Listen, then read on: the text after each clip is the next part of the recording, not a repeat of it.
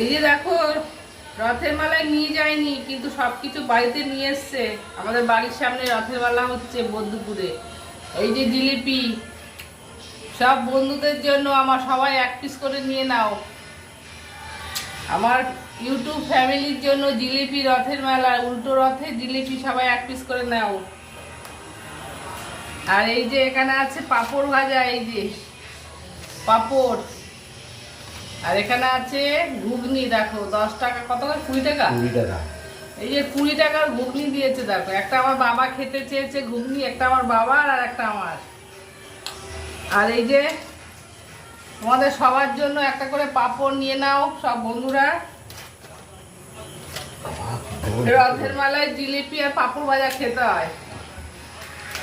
দিয়েছে আগে দিয়ে।